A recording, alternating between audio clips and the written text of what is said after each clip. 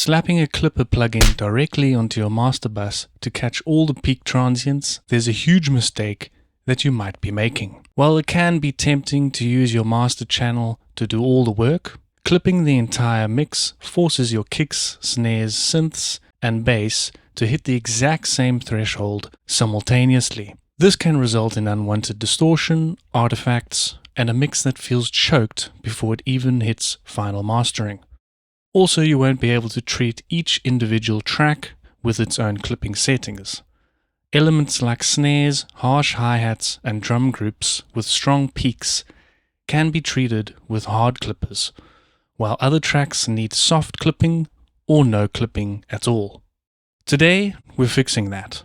I'm going to show you how shifting your clipping strategy upstream, specifically using K-Clip 3 on your drum and synth group buses, will shave off invisible peak energy, grant you up to 3 dBs of extra headroom, and leave your master bus sounding open, transparent, and ready to push.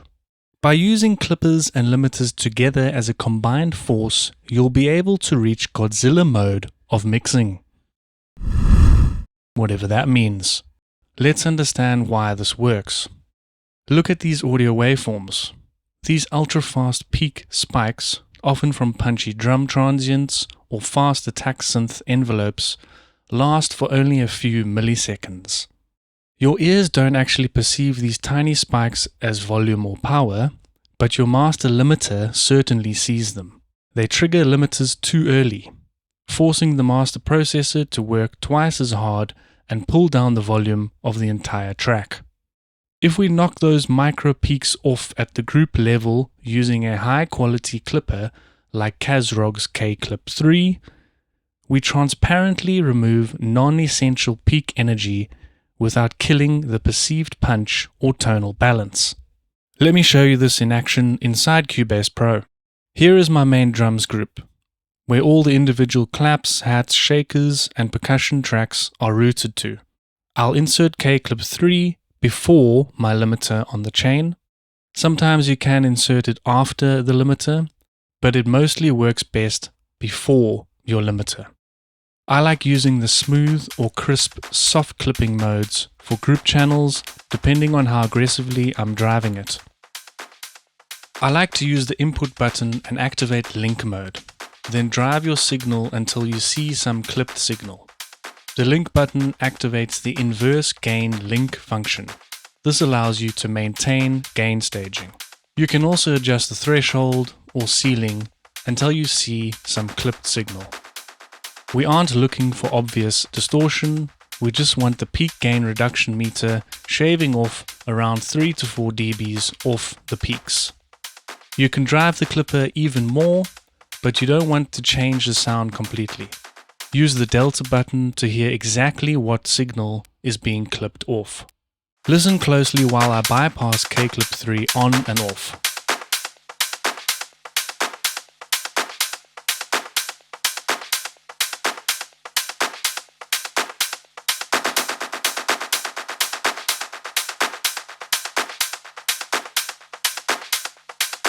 The drums sound virtually identical, but check the group meter reading output.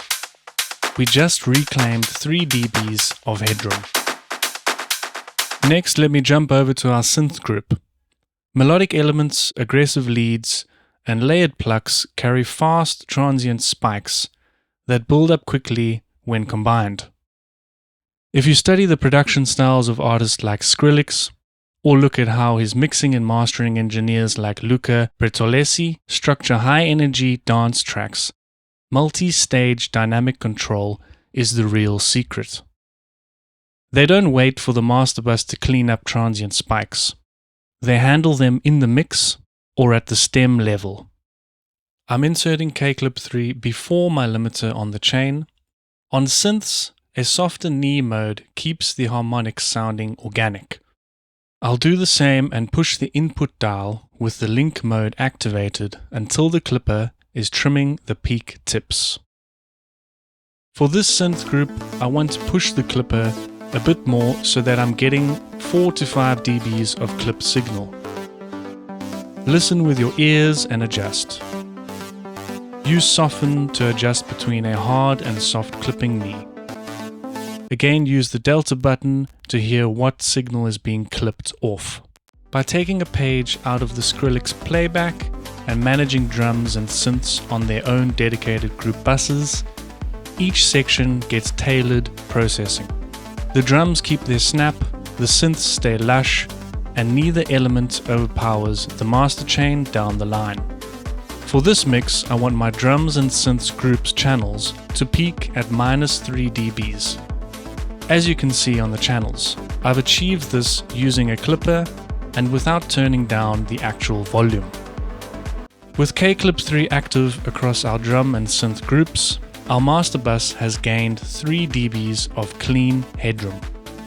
This is exactly why top engineers can push tracks to commercial loudness without them sounding crushed.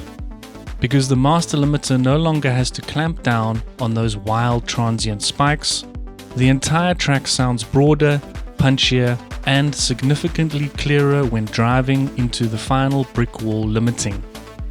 Always remember, handle peak clipping on your individual tracks and groups, and let your master bus focus on the final polish and overall loudness.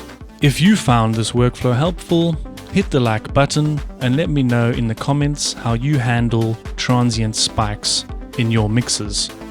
Do you clip individual channels or use group buses like this?